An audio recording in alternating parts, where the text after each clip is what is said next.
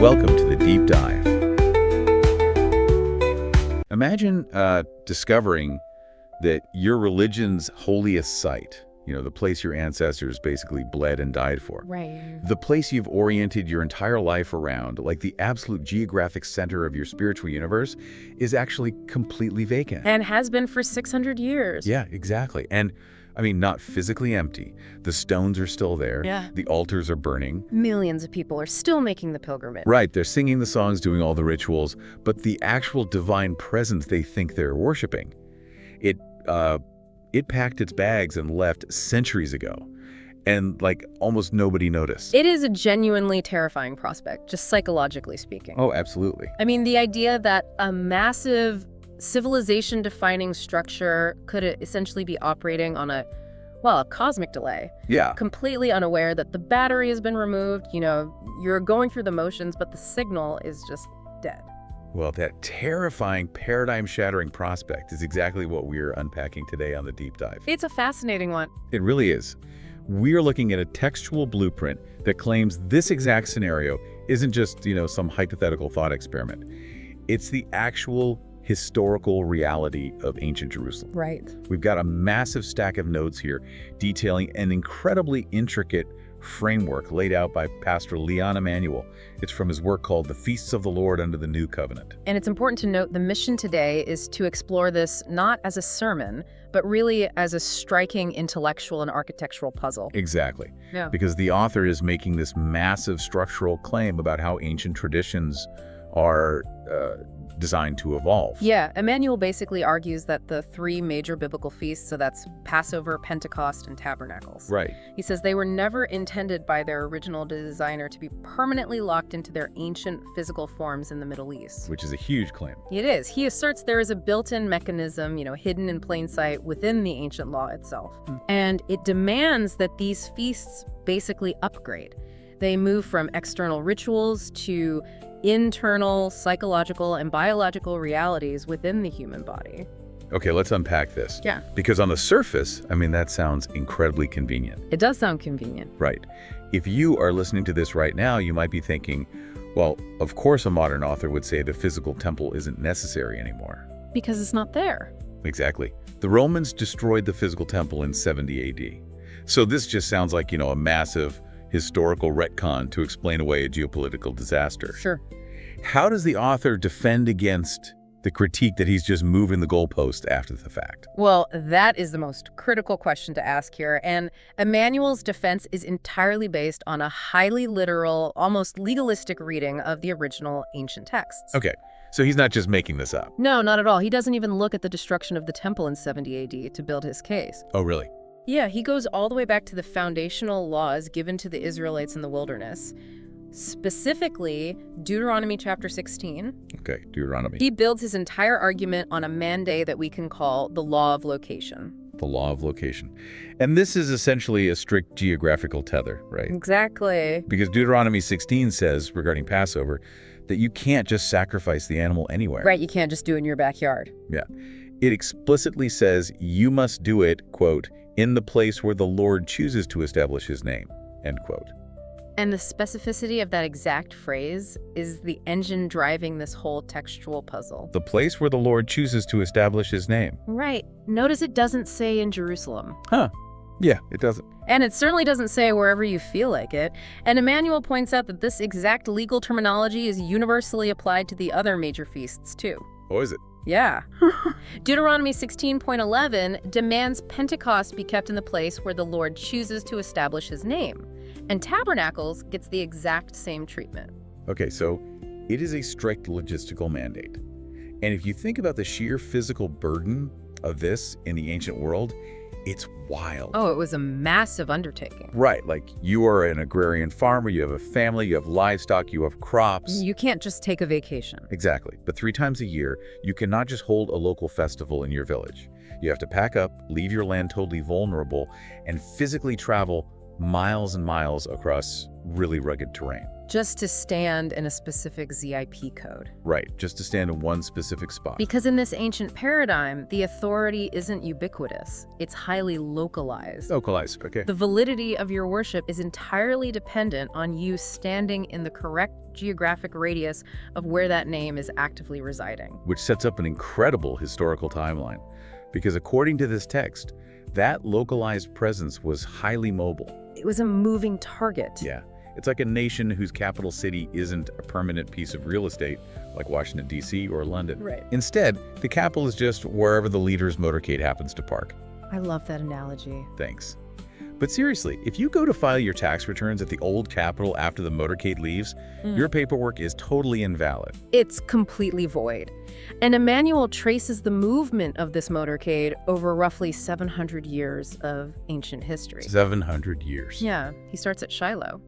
When the Israelites first entered the land, the text indicates the name was established at a town called Shiloh in the tribal territory of Ephraim. Let's linger on Shiloh for a second because the scale of time here is just staggering. Emmanuel points out the presence remained in Shiloh for about 350 years. Which is a long time. For anyone listening, just internalize that number. The United States hasn't even existed as a nation for 300 years. Right, it's multi-generational. For 3.5 centuries, Shiloh was the absolute, undisputed center of the universe for these people. Generations lived and died knowing that Shiloh was the only lawful place to keep the feasts. But then a systemic collapse occurs. Okay, what happens? Emmanuel highlights the historical narrative from the book of 1 Samuel. The priests at Shiloh, specifically the sons of a guy named Eli, became deeply corrupted.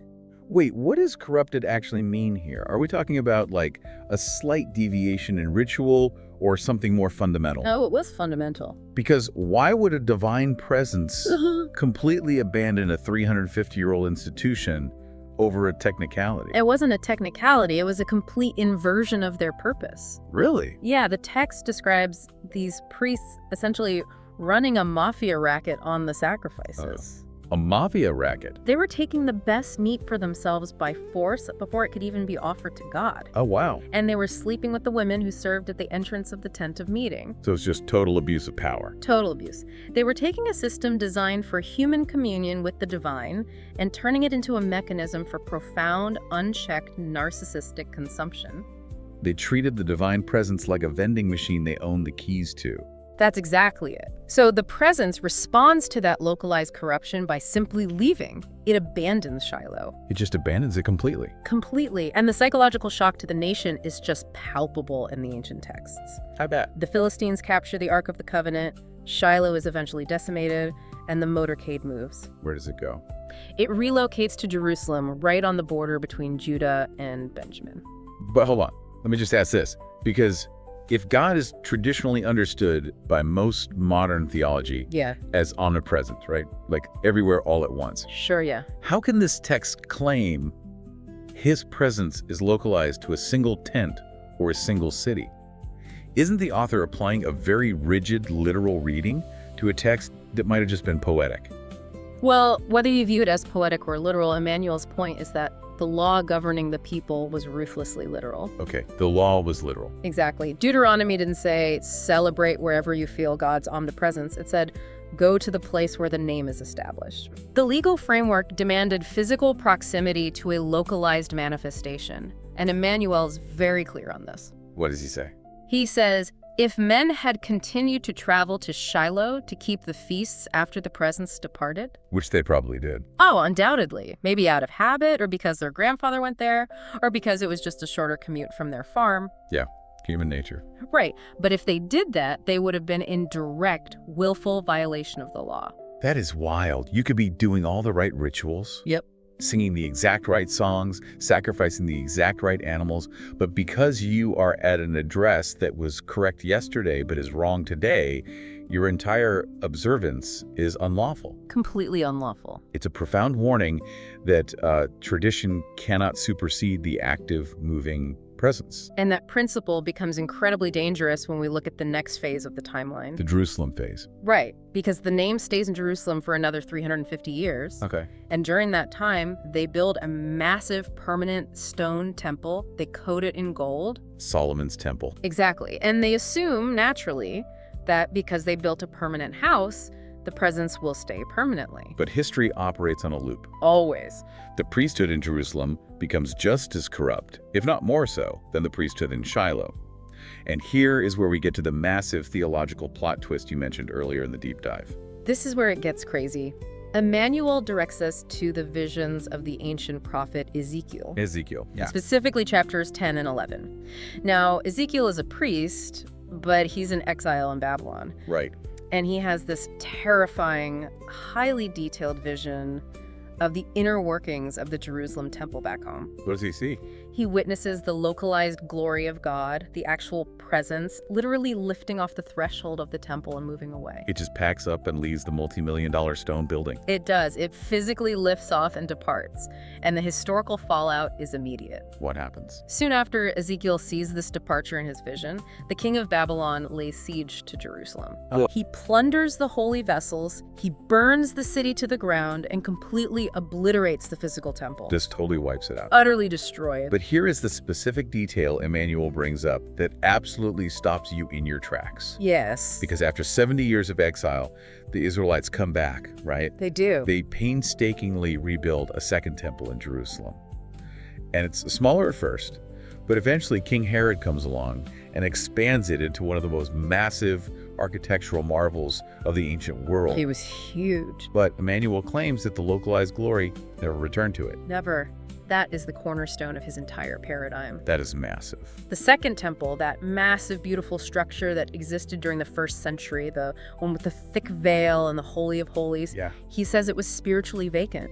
The specific validating name required by Deuteronomy 16 did not reside inside that stone structure. Wait, let me push back on this because the implications of that are enormous. They are. Jesus himself walked around that second temple. He did. He called it his Father's house.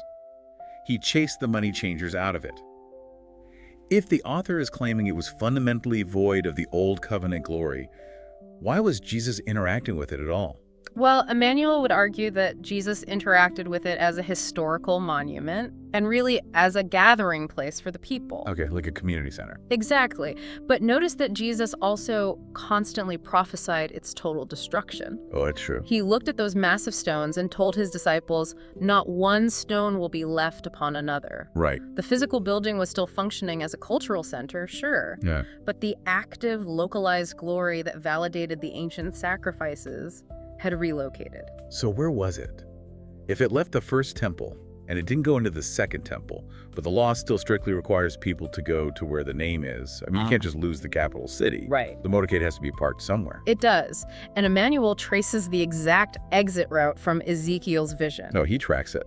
He tracks it geographically.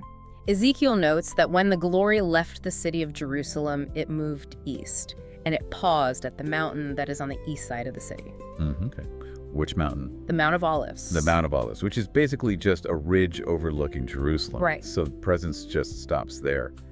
Why the Mount of Olives? Is that just random geography, or does the author explain a theological mechanism for why it paused exactly there? No, it's not random at all. In the textual framework, the Mount of Olives functions as a geographical threshold. A threshold. It is the boundary line between the holy city and the vast, untamed wilderness of the Judean desert. Oh, wow.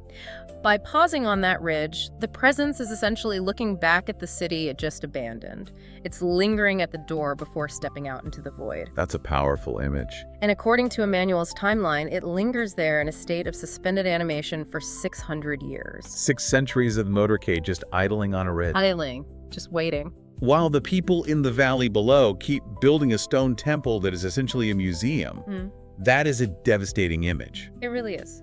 But then we reach the New Testament timeline. Okay. 600 years later, Jesus is crucified just outside Jerusalem. Right. He resurrects, he spends 40 days with his disciples, and then the text says he ascends into heaven.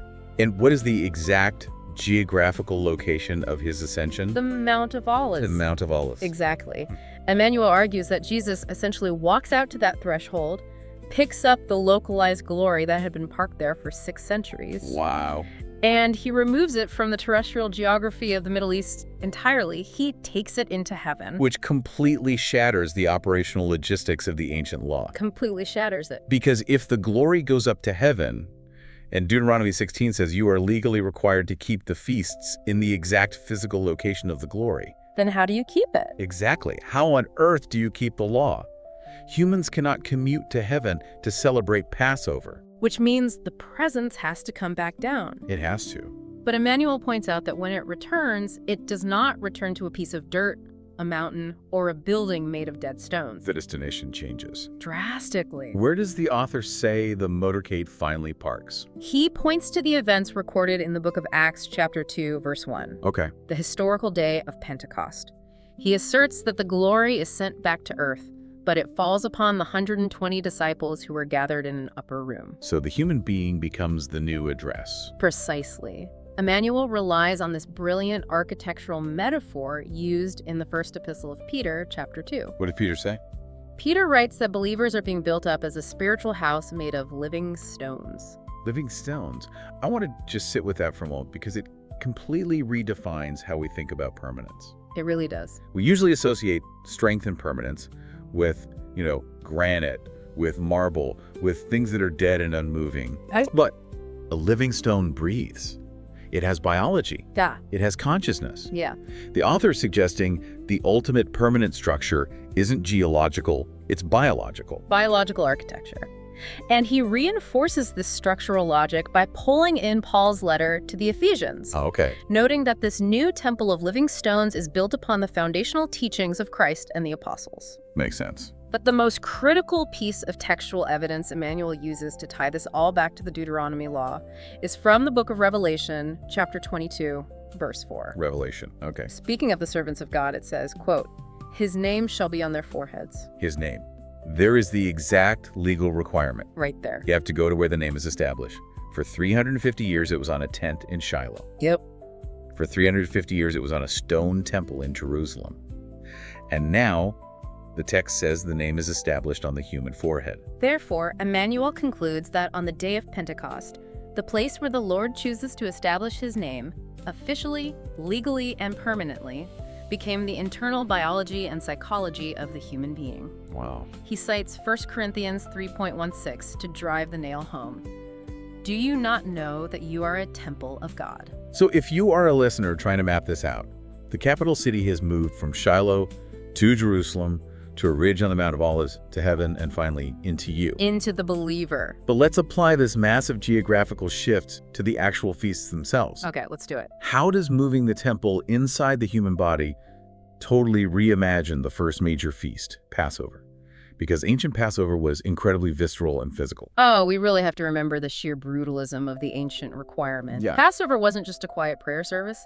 It was an absolute logistical and sensory overload. It was bloody. Very. You had to select a flawless, literal lamb. You had to slit its throat. You had to drain its literal biological blood into a basin. Just intense. And then, using a branch of hyssop, you had to physically paint that blood onto the wooden doorposts and the lintel. And the lintel is the top crossbar, right? Right, the top of the door frame.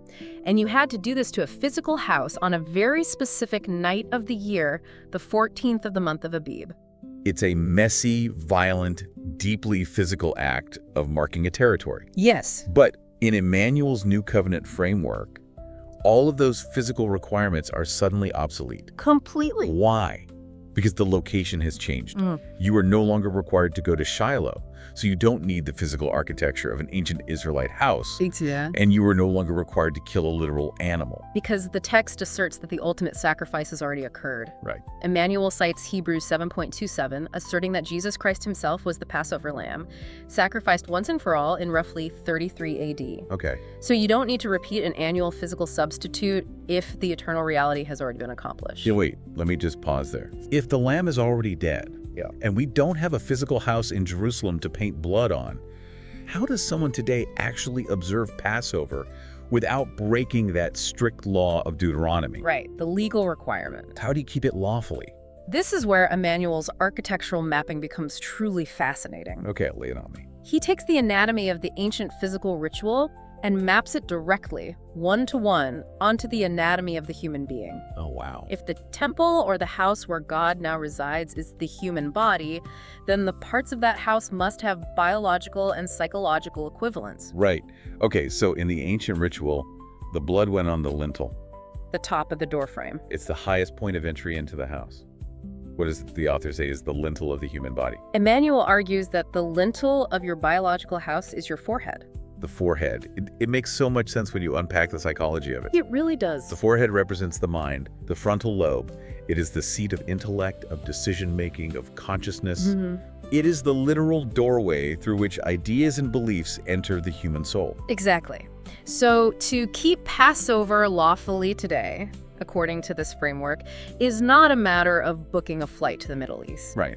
And it's not about preparing a specific meal of roasted lamb and bitter herbs. Right. It is the internal, psychological, and spiritual application of the sacrifice of Jesus Christ to one's own mind and belief system. That is beautiful. It is accepting the reality of that sacrifice at the doorway of your consciousness. The author says, quote, "That is how God's name is put upon our forehead.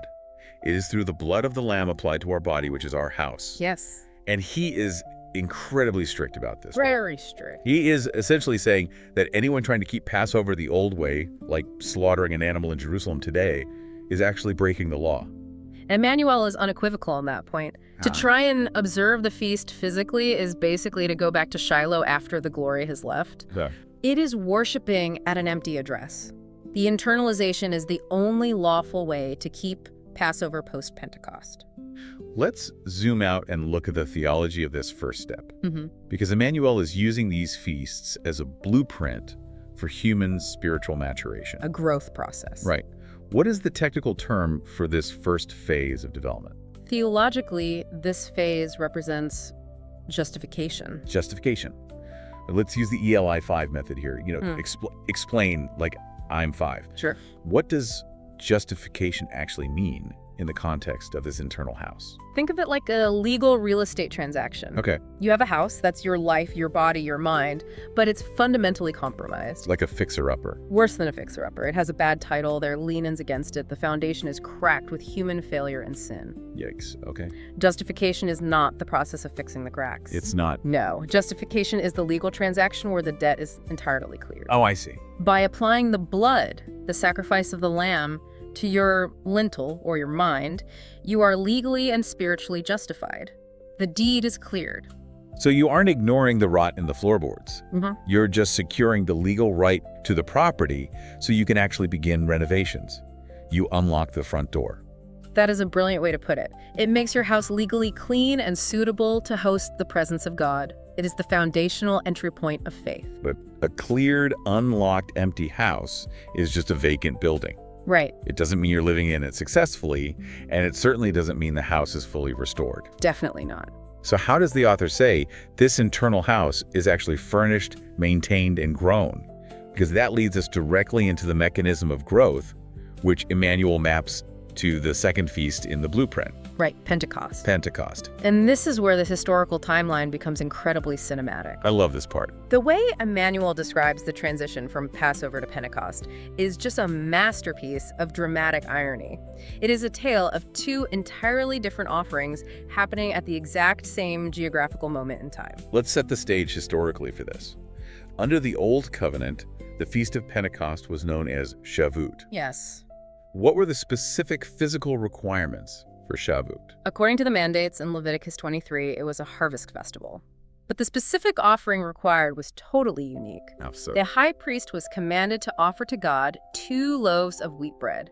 But the critical defining detail is that these loaves had to be baked with leaven. Leaven, yeast. Now, if you know anything about ancient Near Eastern texts, you know that leaven is almost universally strictly forbidden in holy offerings. It is entirely banned. Right, like during Passover, you are commanded to scour your house and eat unleavened bread. Why? What does leaven actually represent to the ancient mind? Well, to understand the symbol, you really have to look at the chemistry of yeast. Okay, science lesson. Fermentation is, at its core, a process of decay. It is airborne, fungi consuming sugars and expelling gas. Right. It puffs the dough up through a micro-level process of corruption. Therefore, in biblical literature, leaven is the ultimate metaphor for sin, for human imperfection, for pride that puffs a person up. It represents the corrupting influence of the world, Exactly. which makes this command absolutely baffling. Totally counterintuitive. God explicitly tells the high priest, bring me an offering and make sure it has corruption baked right into it. Yeah. Why would God command the inclusion of decay in a holy offering? We will explore the profound psychological meaning of that in just a moment, but first, we have to look at how Emmanuel maps out the timeline of this feast in the book of Acts. Right, let's look at the timeline. Because he points out a very specific timestamp on the day of Pentecost in Acts chapter 2. The text notes it is the third hour of the day. The third hour, which corresponds to roughly 9:00 a.m. in the morning. So I want you, the listener, to picture this scene. Point this sensory picture for us. What is happening in Jerusalem at exactly 9:00 a.m. on the day of Pentecost? At that exact moment, you have to imagine the massive, sprawling complex of the Second Stone Temple. It is crowded with tens of thousands of pilgrims. Shoulder to shoulder. Exactly. The air is just thick with the smell of incense and burning animal fat from the morning sacrifices. The noise is deafening. Okay. And standing at the center of it all, at the great bronze altar, is the high priest. He is wearing his heavy linen garments, the jeweled breastplate. He's the main event. He is at the absolute geographic center of his religion, doing exactly what the ancient book of Leviticus told him to do. So he lifts up the 2 literal loaves of leavened wheat bread. He does. He offers them to God, expecting the divine approval, expecting the fire to fall or the presence to validate the ritual, just like his predecessors had done for centuries. But according to Emmanuel's framework, God utterly rejects that offering. Utterly rejects it. There is no validation. The ritual is just dead. And why is it rejected? Because of the geopolitical history we discussed earlier. Exactly. The name, the localized glory, isn't in that multi-million-dollar stone building anymore. It left centuries ago. It's gone. The high priest is essentially standing at the abandoned empty desk of the old Capitol building, aggressively stamping paperwork that no one is ever going to read. It is a profound tragedy, really, of missing the transition. The religious establishment is clinging to the old hardware. Yeah. But meanwhile, just a short distance away through the winding streets of Jerusalem, in a quiet, private upper room, a completely different offering is taking place. The 120 disciples. Yes. They aren't in a temple, they don't have priestly garments, and they aren't offering physical wheat bread. What are they offering? They are offering themselves. Emmanuel calls it a heart offering. A heart offering. And because the location of God's name had officially changed from stone architecture to the living stones of human bodies, the fire of God bypasses the massive stone temple entirely. And it comes down on the people in the upper room. It does? The text in Acts describes it as, quote, tongues as of fire distributing themselves, and they rested on each one of them. And notice exactly where the text says the fire rested. Upon their heads. Their foreheads. Yes. The lintels of the new biological houses. It perfectly completes the architectural mapping Emmanuel set up with Passover. The symmetry is incredible. The fire goes exactly to the doorway of the mind, the place where the name was prophesied to be established. The internal logic of this text is undeniably intricate, because the high priest in the stone temple unwittingly scheduled the exact chronological moment for the outpouring of the Spirit. Oh wow, you're right. He basically set the alarm clock for 9:00 a.m. He set the timer, but he didn't receive the outpouring because he was looking at a static museum exhibit while the dynamic software upgrade was being downloaded into a totally new biological system across town. That is such a good way to put it. But let me ask the deeply practical question here. Go ahead. Because if I'm listening to this, I'm looking around modern Christianity and I am not seeing this. The author says this event in Acts 2 is how the law of Pentecost was historically fulfilled. Right. But how does someone today keep the Feast of Pentecost? I mean, I don't see visible tongues of fire flying around resting on people's foreheads when they go to church. Emmanuel addresses this, actually, by distinguishing between the sign and the substance. The sign and the substance. He says the visible physical fire in Acts 2 was a one-time historical signpost. Signpost. like a giant flashing neon arrow pointing down out of the sky saying, "Look, everyone, the geographic location has moved. Yes. It's not in the building anymore, it's here, in the people." Exactly. The visible fire occurred on that first Pentecost solely to manifest to humanity where the new location of God's name had been established. Right. Once you know where the capital city is, you don't need the neon arrow anymore. The signpost is removed, but the reality remains. So how is the reality kept lawfully today? What is the internal equivalent for us? Emmanuel states unequivocally, the baptism of the Holy Spirit is the only way today that a person can lawfully keep the Feast of Pentecost. Okay, so it's a spiritual baptism. It is an internal spiritual immersion. It is the presence of God actually moving in and taking up active residence inside the justified house of the believer. Which brings us back to that baffling command about the leavened bread. Ah, yes, the leaven. If this blueprint is a roadmap for human maturation, we started with justification at Passover. Clearing the deed, unlocking the door, entering the house. Right. What is this Pentecost phase? What is this theological term? This second phase represents sanctification. Sanctification. To sanctify something means to make it holy, to purify it, to set it apart. Correct. But wait, that seems completely contradictory to the symbol of the leaven. It does seem that way. Right. If leaven represents decay, sin, and human imperfection, why is the Feast of Sanctification symbolized by a loaf of bread that has corruption actively baked into it? Well, this is where Emmanuel's framework maps so beautifully onto the reality of human psychology. Okay, how so? Justification, the Passover moment, is instantaneous. It is a legal decree. You are cleared. Bam, done. But sanctification is not instantaneous. It is a grueling, lifelong process. It is a growth period. And human growth is inherently messy. It really is. It is deeply leavened. Oh, I see. The author isn't saying you become a perfect, flawless, unleavened being the moment you walk through the door of faith. Not at all. You bring your human nature, your trauma, your imperfections, your pride, your leaven into the internal house with you. You don't leave it at the door? Nope. The presence of God doesn't wait for you to become perfect before it moves in. God commands the offering of the leavened bread because he is accepting humanity exactly as it is. Corrupted, decaying, and imperfect. I want to try an analogy here to explain the mechanism of this, rather than just the software upgrade idea we've been using. Let's hear it. Think of it like working with raw clay. The leaven is the water and the organic impurities that make the clay wet and malleable. Okay, I see where you're going. It's messy, it's dirt, it's human nature, but you can't build a permanent strong house out of wet, muddy clay. Right.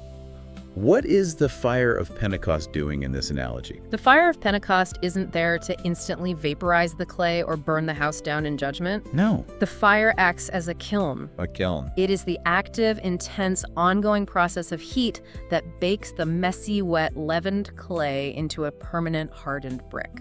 The fire bakes the bread. That makes profound sense. Sanctification isn't magic, it's a kiln. It's a kiln. It is the active process where the law is no longer just rigid words carved on a cold stone tablet outside of you, but is being actively, painfully, beautifully forged into your human heart, right in the midst of your daily, messy, leavened life. Emmanuel summarizes this perfectly by saying Pentecost represents the stage where a believer learns obedience through the things they suffer. Through suffering. Wow. Where their character is actively molded to reflect the divine nature despite their inherent flaws. So we have Passover in the past. A finished legal work of justification. We have Pentecost as our present, an ongoing, leavened, kiln-fired growth process of sanctification. Right. But a kiln is just a process. It isn't the final product. No, it's not. The author's roadmap doesn't end with us just baking in the fire forever. There is the third and final feast. Yes. And this is where Emmanuel introduces a profound element of tension and anticipation into his framework. Tension. He addresses the final destination of this entire architectural project. Let's talk about the unfinished feast, the Feast of Tabernacles, or what we might call the cosmic wardrobe change. I love that title. Historically, the Feast of Tabernacles was known as Sukkot. Sukkot, right. Let's look at the brutal, physical reality of the Old Covenant requirements first. Okay. According to Leviticus 23, at the end of the harvest season, the Israelite men were required to leave their permanent stone or mud brick homes. They had to leave their houses? They had to go out, gather branches from living trees, so palm fronds, willows, things like that. Okay. And construct frail, temporary booths or tabernacles. Basically, they were mandated by law to go camping in the dirt. Pretty much. Build a temporary shelter out of sticks and leaves that provides almost no real protection from the elements. Yes, and they were commanded to live, sleep, and eat in those fragile booths for 7 solid days. A whole week. And Emmanuel notes that in historical practice, the Israelites spent these 7 days gathered together, reading and studying the entire book of Deuteronomy out loud. Studying the law while sitting in a drafty temporary hut. It sounds like an intense, immersive educational retreat. And Emmanuel acknowledges the value of that history. He says dwelling in those physical booths for a week was an excellent pedagogical method for teaching and remembering the law of God. Right, it's hands-on learning.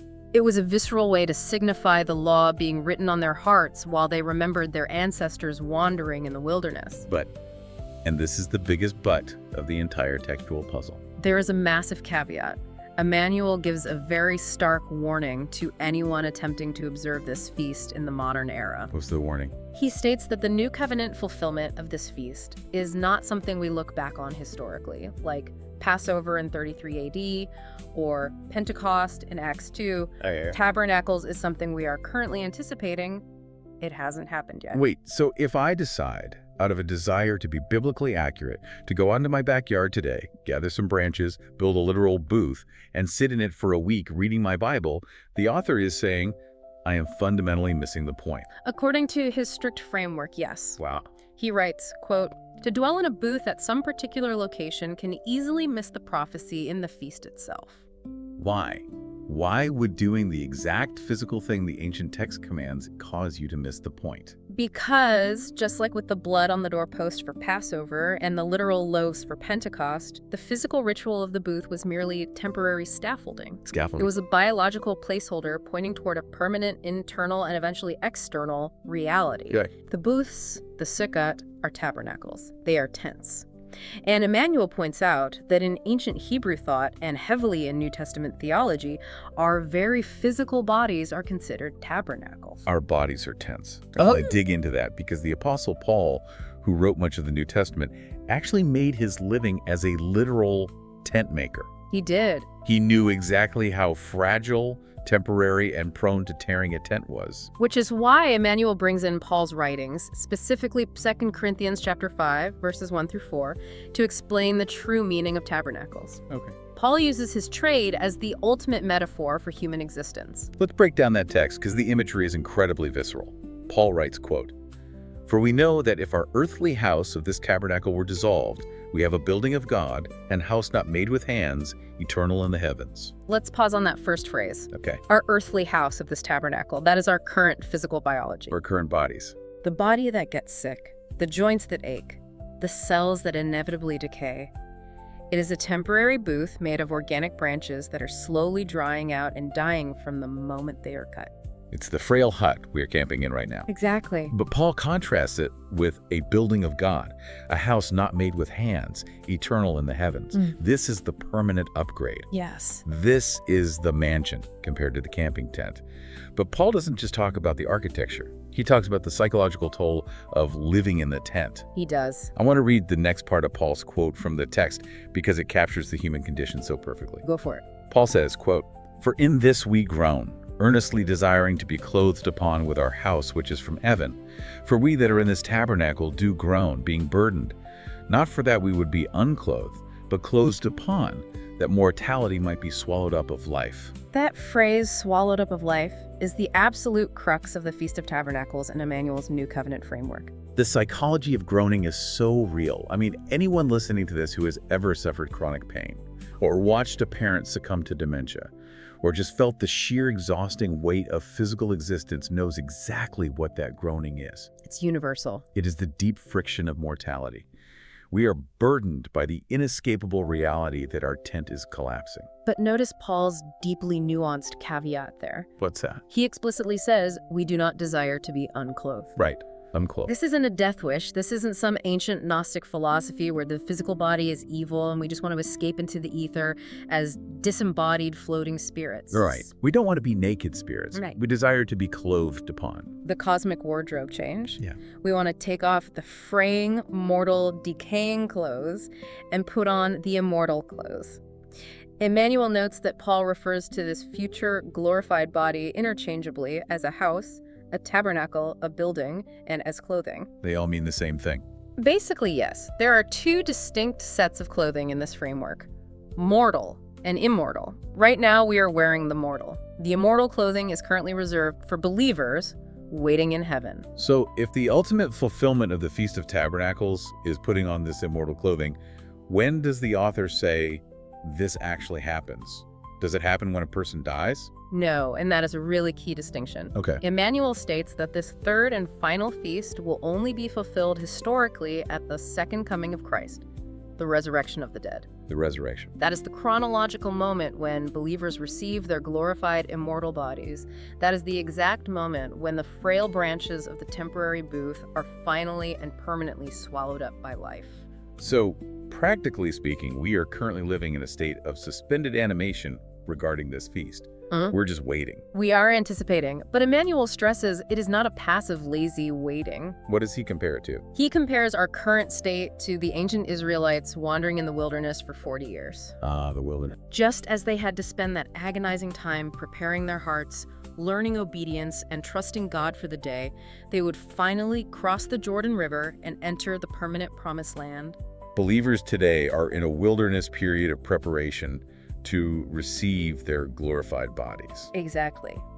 We possess the inheritance as a promise, but not yet as a reality. We have the title, but not the keys to the new house yet. Exactly. Emmanuel argues that if we keep the internal vision of tabernacles alive, that hope of the immortal body, without getting distracted by trying to build a literal physical hut made of dead branches in our backyard, Right. we will have the faith required to inherit the real thing. Which brings us to the theological implication of this final stage of the roadmap, which is glorification. Glorification. We have tracked this incredible evolution. We started with justification, the legal clearing of the deed, getting into the house by applying the truth to the lintel of the forehead. Passover.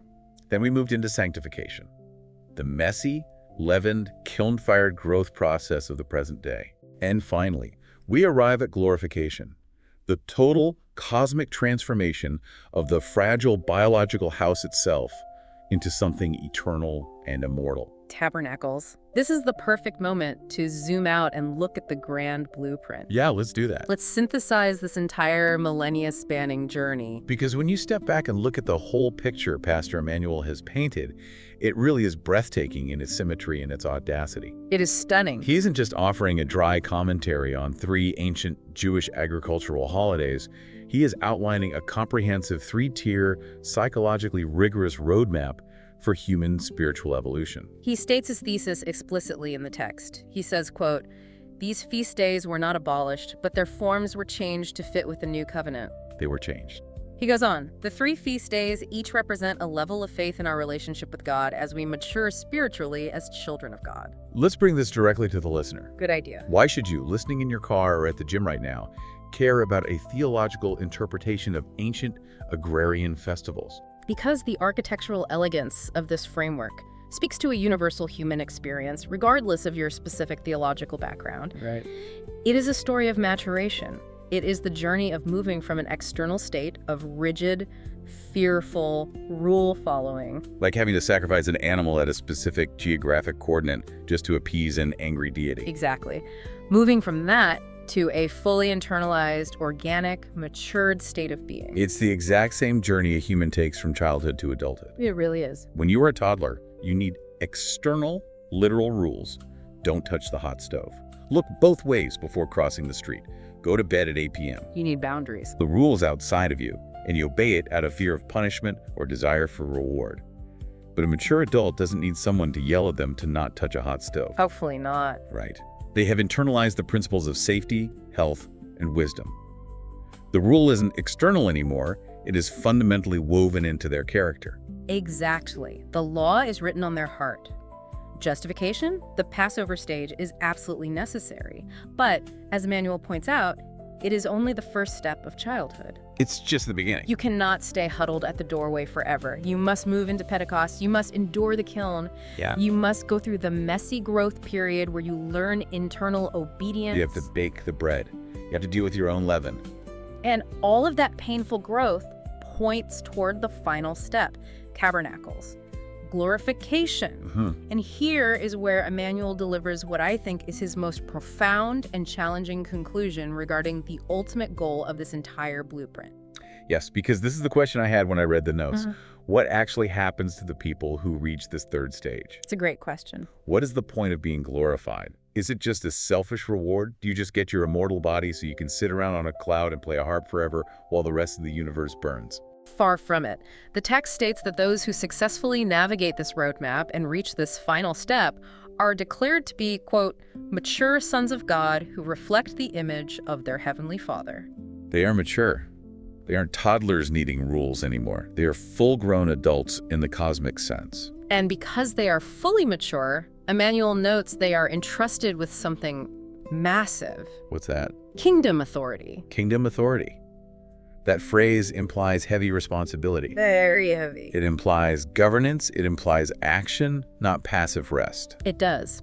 And the text explains why these specific individuals can be trusted with such vast authority. Emmanuel writes, quote, because they do only what they see their father do, and they speak only what they hear their father speak. They are perfectly aligned. Perfect alignment. There is absolutely no friction left between their own selfish will and the divine will. The leaven has been completely baked out. Yes. The internal transformation is so thorough, so complete, that they operate as flawless reflections of the Creator's intent. And this brings us to the crucial, beautiful, final detail in Emmanuel's framework. This massive, millennia-long project of human maturation, from Shiloh to Jerusalem to the upper room to the final resurrection. It isn't just for the private benefit of the individual believer. It is not an exclusive club of immortals. There's a ripple effect. Massive cosmic ripple effect. The author concludes by arguing that those who come into this inheritance first, those who reach this ultimate maturity, are the ones the divine will use as prototypes, as examples for the rest of the created universe. The text says they will be used as examples, quote, to bring the rest of creation into the same experience so they too can be blessed and fulfill their purpose for creation. Wow. So the ultimate goal of religion in this framework isn't just to build a lifeboat to escape a dying physical world. Not at all. The goal is to mature within the fire of that world, be fundamentally transformed by it, and then turn around with your newfound kingdom authority and help pull the rest of the groaning universe up to that exact same level of maturity and immortality. It is about the total restoration of the original, uncorrupted purpose of all creation. It is a stunningly optimistic, aggressively expansive view of human destiny, and it is entirely, meticulously mapped over the seemingly mundane framework of three ancient agricultural feasts. It really is a masterpiece of textual architecture. It takes these things that seem so archaic, so bloody and strange to our modern sensibilities. Right, smearing blood on a wooden doorpost, baking yeast into a temple offering, living in drafty huts made of dead branches. And it turns them into a high-definition psychological roadmap for the evolution of the human soul and the restoration of the cosmos. It perfectly illustrates why we cannot afford to simply look at ancient historical texts as static museum exhibits. They aren't static. No.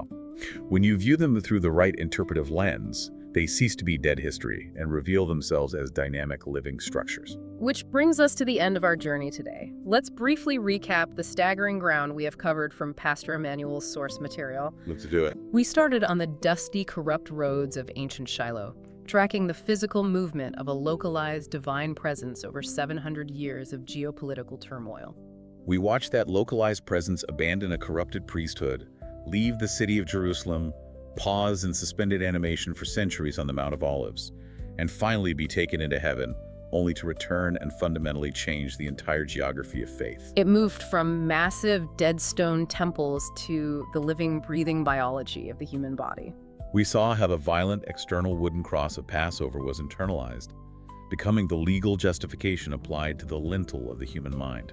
We sat with the fiery irony of Pentecost, watching the old ritual rendered completely obsolete at the exact moment the new internal reality, the kiln fire of sanctification, was sparked in the upper room. And finally, we looked toward the horizon at the unfinished Feast of Tabernacles, embracing the anticipation of a cosmic wardrobe change, where the deep, daily groaning of our mortal clay is finally swallowed up by immortal life. It is a massive amount of theology and history to process. It completely changes how you look at the architecture of belief.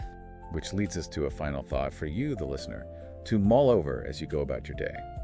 If Pastor Emmanuel's intricate framework is correct, if these massive, ancient, fiercely defended physical rituals were always, from the very beginning, designed by God merely as temporary scaffolding waiting to be internalized into our very bodies and minds. It raises a deeply provocative question about our own modern lives. It does. What other physical traditions, what deeply ingrained habits or external religious and cultural structures that you rely on today might actually just be temporary scaffolding? Right. What if the physical things you are fiercely defending right now are just waiting for you to mature enough to internalize their deeper meaning?